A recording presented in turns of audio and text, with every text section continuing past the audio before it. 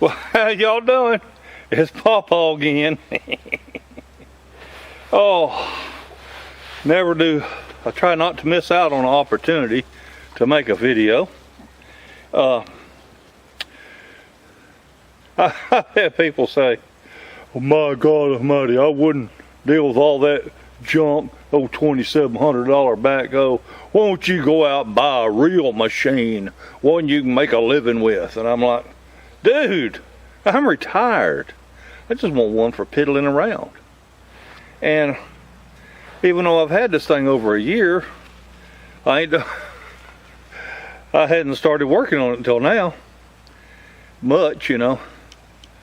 You can look at the date of when I first replaced a cylinder on it or aired up a tire or whatever. But here it is, January the, I don't know, January 22nd, something like that. All I know is we don't have any wind today. Going to be in the mid 40s. Cloudy. Tomorrow we get rain like a big dog.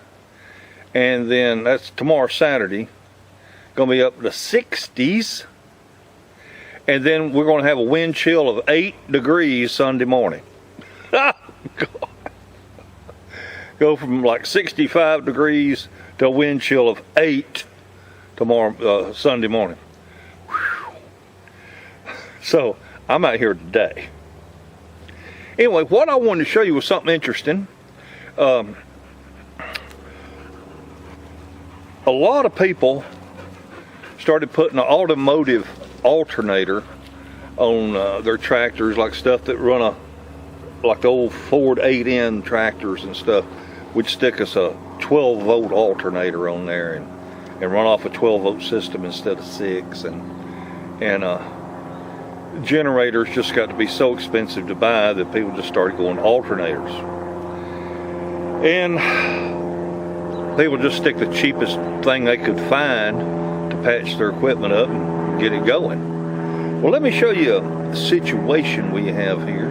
We don't have a problem now. We have an opportunity to excel. Anyway, let me show you what we're doing today.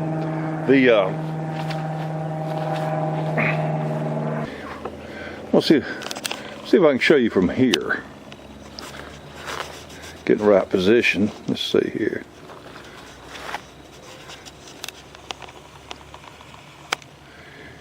You see how that fan belt is down inside that pulley? And you come over here, let's see, where are we? Come over here. See how it's riding up on top of that pulley? Let me show you our problem. Here's a better look at it. Now that's the proper way for your fan belt to lay in your pulley. Okay? But down here on the alternator,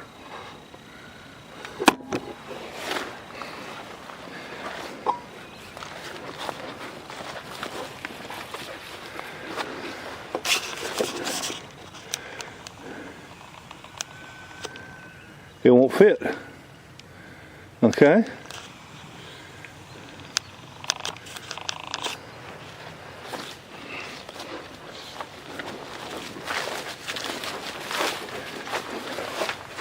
Well,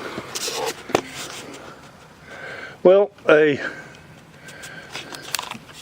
piece of industrial equipment is not like a Ford Pinto. Can't put a little dinky alternator on there, a little puny pulley. You're going to eat your belts up, and that may have been what caused this problem. So let me show you what we're going to do.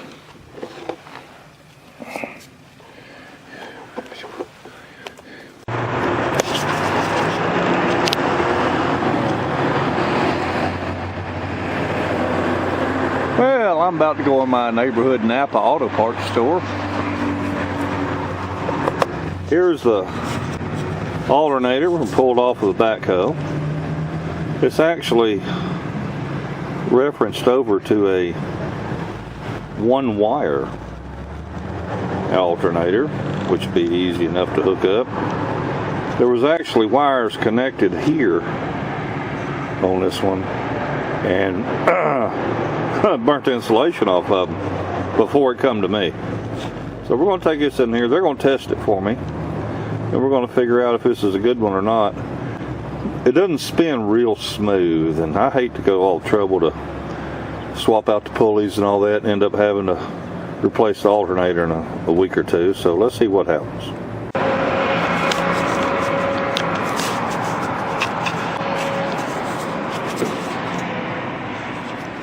So, as you can see here, got the bigger pulley on there now. I had them test that alternator, and it sure enough was bad. This is a one-wire alternator. All you have to hook up is your battery, a hot wire from the battery to that post right there. That's it. No other wiring is required for a one-wire alternator. They're great to work with. Okay, like I say, this is my friendly Napa Auto Parts store in Shelbyville, Tennessee.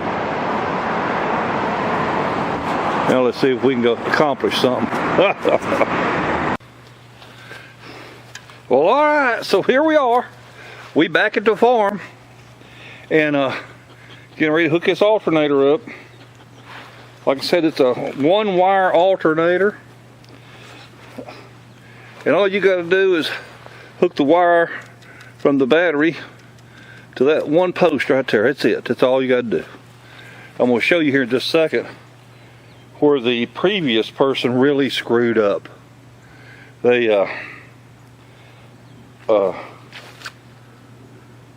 hooked up these other connections right here and burnt the wiring up. At least one wire. Burnt one of the wires up. And the reason I know they did it wrong is because I called in, I gave them the part number to the alternator. They said, oh yeah, it's a one-wire alternator. So when I got there, I said, now, I'm used to a one-wire alternator. You only hook up that one wire, that hot wire from battery. They said, that's right. And it'll keep that battery charged. Now, I do want to tell you that on an old diesel backhoe like this, you don't have to have a working generator or an alternator. If you just keep that battery charged up with a battery charger, because all you got to use power for is just to start it. Because once a diesel is running, you don't need any electricity, okay? And the way you kill or stop a diesel engine is you choke it out. Or shut the fuel off to it, whatever, anyway. You just starve it for fuel. I usually just choke it. So anyhow, the diesel engine doesn't require any electricity. However, for the just because I chose to go ahead and get a new alternator for it. The old one was bad, and the reason I went ahead and got one is because you do need alternator generator to keep that battery good and hot if you're running lights. Now, normally I wouldn't be running lights, but you never know. I might be out there digging somewhere in the woods or whatever and need to turn the lights on. And I sure don't want to run the battery down just because I was too tight. There's a difference in doing it cheap and doing it stupid, okay? So I don't want to do it stupid. I do want this power plant to be able to keep itself charged up. So let's get over here and let's install this.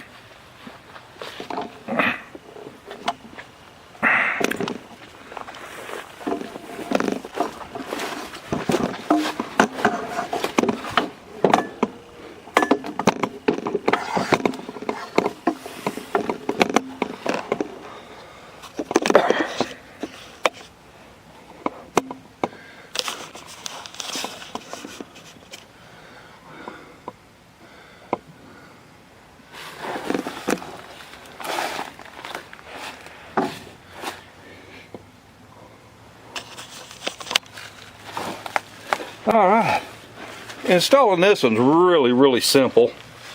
All it is one bolt.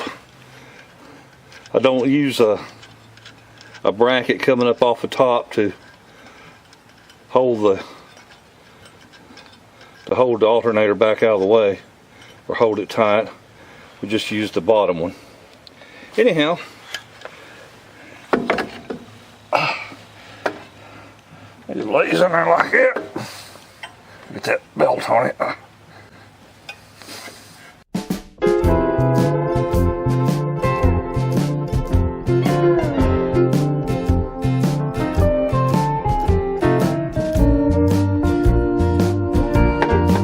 There we go.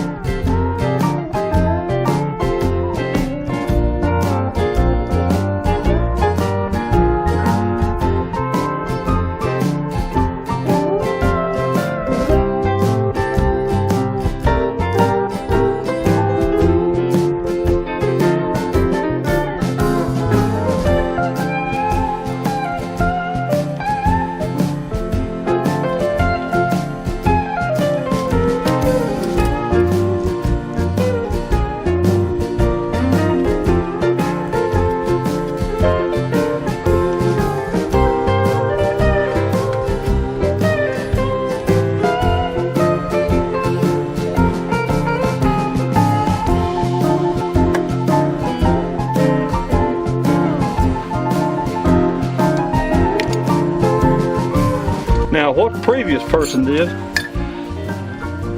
is they had that connected to this, snapped into there. As you can see, it burnt insulation plumb off that wire. So that wasn't supposed to be there. All right.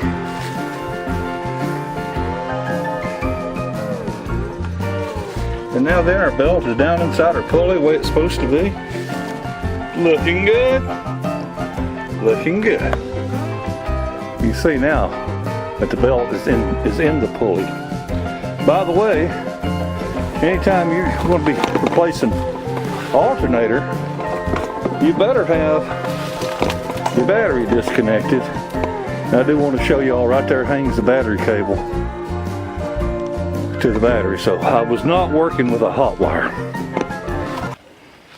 So folks, that's all there is to it.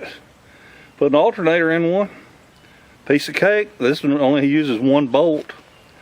Now, like I said, it does have another bolt there if you got a little bracket where you swing it out and cinch it down. I think we'll be all right here. And if not, I'll fabricate something put on there. All right, well. Oh, let me get you a shot of this.